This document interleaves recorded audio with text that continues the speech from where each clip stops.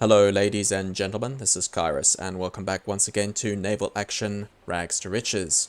So in this episode I think we really should be thinking about getting our economy going, and to do that we're going to start by actually managing some outposts. So right now we've only got Charlestown, and while Charleston is probably worth keeping, for now at least, we're going to have to find places on the map, ports that are more, shall we say, economically viable, with good trade routes and with fairly active player bases. We want places that are trade hubs, essentially, for players.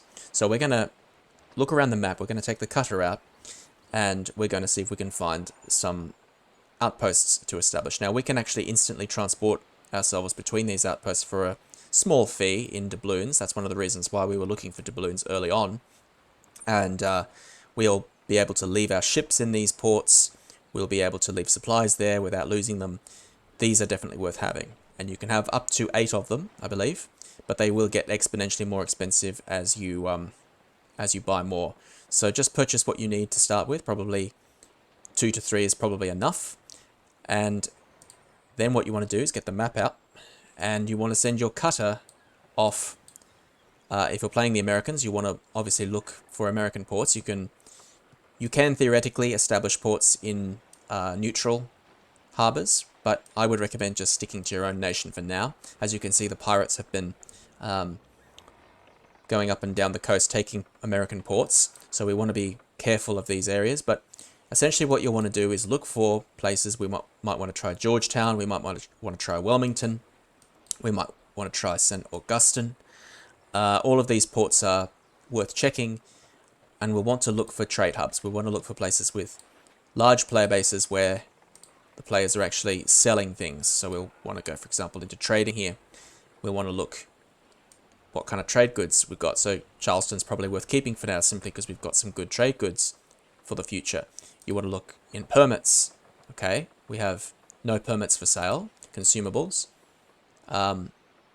We actually have Loki runes for sale and some rig repairs, hull repairs, some rum. That's actually probably worth buying. That's a really good price for rum. We might grab some of that. What the hell? Grab all of it. So if you find rum for that price, 9 reales, you want to grab that. Now, I know this is slightly greedy, just so that I look like a nice person. Normally, I would just probably grab all that if someone does that, but we probably won't need quite that much rum at the moment. Let's just take 500, and that's 4,500 reales. That's a really excellent price. Actually, let's be greedy. Let's take a little bit more. 650. There we go. So we've just bought all that rum. Somebody doesn't know how much rum sells for. It can sell for quite a lot of reales, and that's why you want to check in here for supplies. So not a lot on sale, however. Upgrades? Nothing. So you want to go from port to port and do exactly what I've just done there. Check what the markets are like. Check what trade goods are available. And essentially establish a port anywhere where you feel you have a good economy, as it were. You can get a good economy going, because we're going to be wanting to get into buying and selling very soon. So let's go for a little voyage in our cutter up and down the coast of the United States here and see what we can find.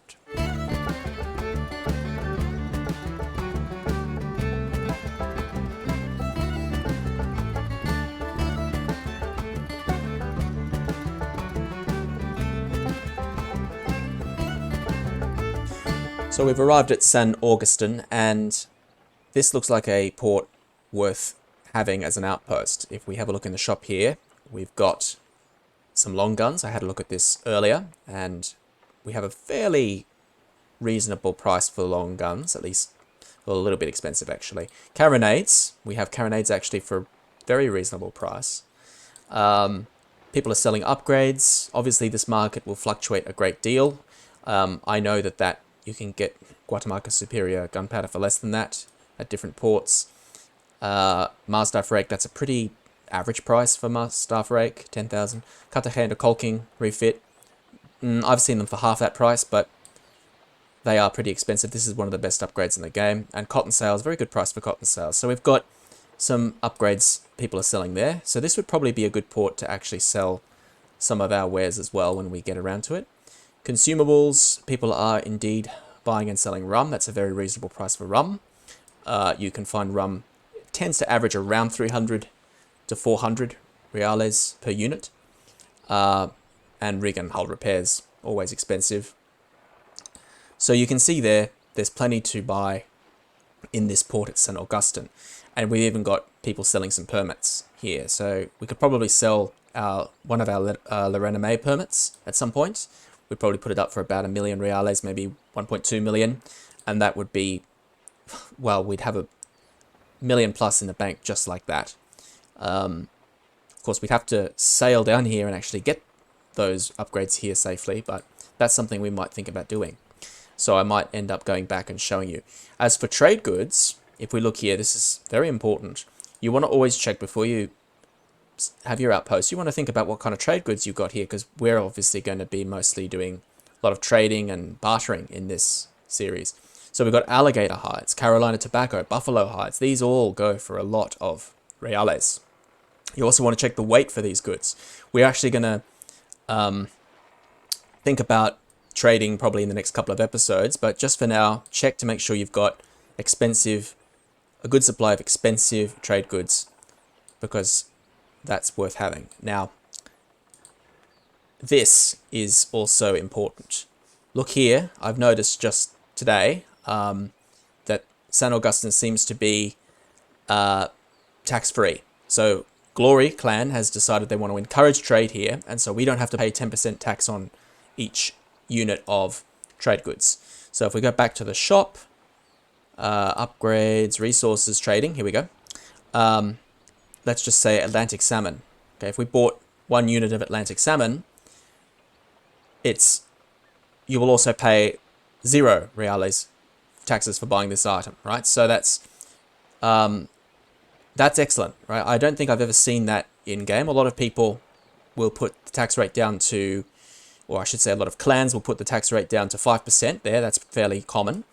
So when you're looking around for ports, looking for places to set up your outposts, whatever nation you choose, let's say you chose the Spanish, you want to look at all of these ports.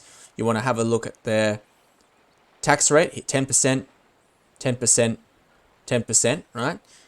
Obviously, no one seems to be dropping the tax rate for the Spanish. I happen to know that the pirates here at Ragged Key have dropped their tax rate to 3%. Okay, so these are ports you want to keep an eye on and think about if you're looking for outposts as well. If you want to get into PvP as well, you might be wanting to think about maybe establishing a port somewhere. Let's say, I don't know, let's Conocida, right? You might want to establish a port there if you intend to do lots of PvP in the patrol zone, so you can put your disposable PvP ships in that port. So all very simple, but I think we're definitely going to be establishing a port here in St. Augustine. So to do that, we're going to click on Outposts, and I've already got one at Wilmington because I thought Wilmington had some good trade goods that looked like a good place to set up. And we have here an outpost option. We've got the plot already bought, so we can just click Build Outpost. And for 400 reales, we now can leave our ship here and our goods here. If we wanted to drop, let's say, I found a passenger earlier. So if we wanted to leave this passenger in the warehouse, that passenger is going to be, we could now leave port and that passenger will be there for us when we return. Whereas if you did not have an outpost here, then anything you left in the warehouse would be lost. Now, the other thing that we need to start thinking about at this point, as we are establishing outposts across the map, is we actually want to be looking for places that we could set up our economy in manufacturing and so on. So if we go here to buildings and crafting, the hotkey is C, we have 1, 2, 3, 4, 5 empty slots. This is how many slots you will have if you don't buy any of the crafting DLCs. For our purposes, this is more than enough. And we want to actually be thinking about checking, whenever we go to a port, what kind of resources actually are available at these various outposts. Now, pretty much every port on the map will have access to shipyard, seasoning shed, workshop, forge, and academy. I'm pretty sure all these 5 you can build anywhere. But you actually have different resources for different ports. So this particular port here at St. Augustine produces iron ore. So we could establish an iron ore mine once we've earned enough reales. There we go. I'll just hold my mouse over so it doesn't keep disappearing. 250,000 reales. And that's it, nothing else. We just need that much money, and then we can actually start producing iron ore, which we can use to either craft rig repairs and other things for building ships if we decide to get into shipbuilding, or we could just sell the iron, which of course would make us money. There's a stone mine, which is the same thing. That's a little bit cheaper. In fact, that's incredibly cheap. That's probably something worth having, because right now we've got labor hours. Now, labor hours are what you use to actually produce resources, and we have 1,000 of them, okay? So we know we're going to be keeping St. Augustine, and for 15,000 reales, it's probably worth actually just having a stone mine here for now. We may not necessarily keep this, but I'll just show you how to do it. This is probably one of the cheaper buildings in the game. So we can now click confirm, and we have our very first mine. At least we should in a moment when the computer wakes up. There we go. So we can upgrade this so we can produce more. At the moment we've got an output of 100. That's the max we can have. I'm not sure how much. Sorry, we've got storage of 200, output 100. I think this is every 24 hours. So I think this is every 24 hours we'll get 100 units of this stuff, and so within 2 days it will be filled up. I think that's how it works, but I can't actually remember exactly how many hours it takes to max out this 100 units here. But check every couple of days and you should find that your storage is full. And obviously if you upgrade it, you will get a discount on labor hours, and you will also be able to fit more in your slot here. You'll have more storage space. So your workers are now busily producing stone. We don't have any that we could actually collect now, but if we did, we could collect it. It would go to our warehouse, and we could instantly put this on sale, and we'd be selling stone. So other players would buy that stone, and we are essentially trading labor hours for reales. And early on, you want to be using those labor hours because you're not going to be using them for doing anything else. You know, at this point, we're not crafting anything. We're not established as sort of crafters, so those labor hours are going to waste every day. We might as well use them.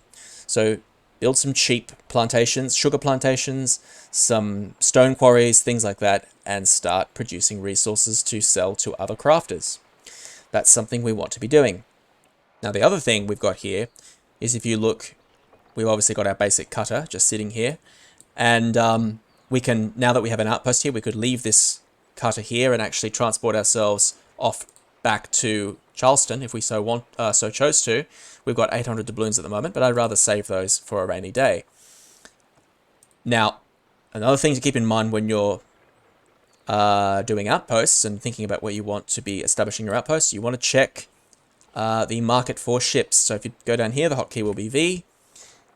This is the ship auction. So this will be empty unless this is a port that's frequented by players.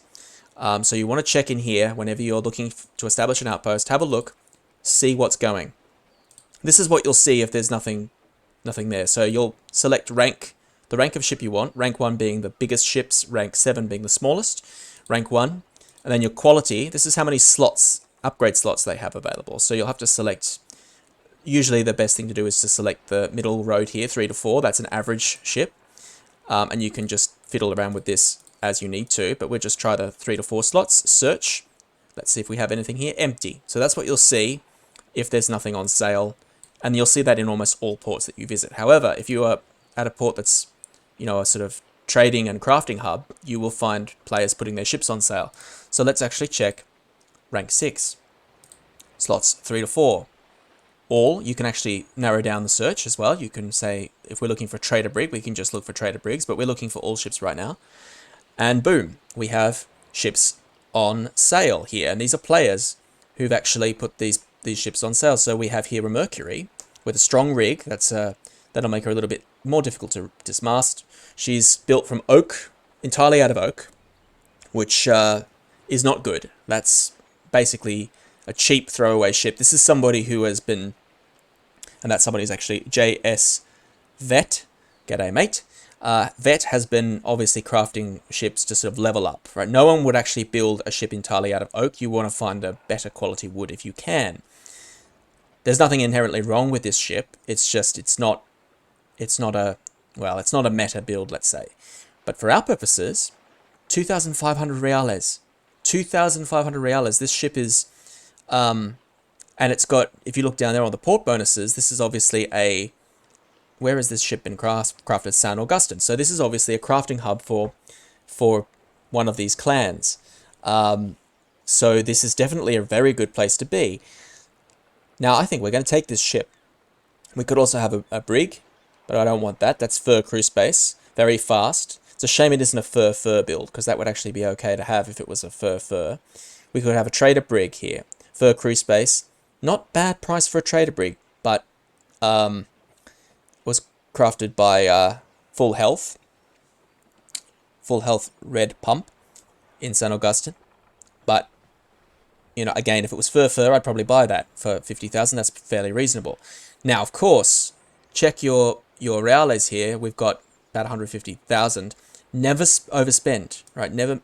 Always make sure that you are not putting all your eggs in one basket. So we don't want to be buying up, 150,000 reale trade ship, even though this is a very good ship here. Look, the Bermuda Cedar S. That's a very good build for a trade ship. It's a fast ship. You can see the stats there. That's going to be, if we had the money, that would be a ship probably worth having if we wanted to get started trading.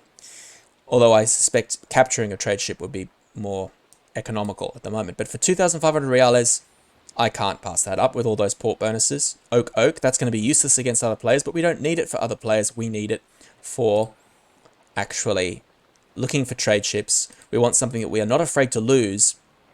And this is the secret to succeeding at this game. Never go to sea with anything that you aren't afraid to lose. So we've just purchased that ship. It's now docked here. So if we lose this ship, we've lost what? A couple of thousand reales? It would have been just as easy to capture a ship like this, but for that price, with those bonuses, why not just grab an oak, cheap throwaway exploration/trade hunting ship? And there she is. We can now set that up with some guns, and we have a means of heading out, looking for trade ships, going up and down the coast of the United States without being afraid of other players, because even if we are sunk, we've lost absolutely nothing. And we can hopefully go and find something to capture now, which is going to be the plan for the next episode. I'm going to just cut this short here. This is just going to be showing you how to get set up with your economy as far as outposts and what did we do? We did outposts and we did the buildings here. And obviously you can destroy these. I should have said earlier once. These aren't, obviously, this isn't set in stone, if you'll pardon the pun. This stone mine can be destroyed, and we can replace it with something else later down the track. Obviously, you won't get a refund for anything you spend building this, but you can, if you change your mind later down the track and want to get into something more lucrative, you can do that. So I think that will do for now. This is a good start. I'm happy we found that ship. Next episode, we'll do some real designated trade hunting, I think. This has been KairoS, and I will see you all in the next episode. Thank you for viewing.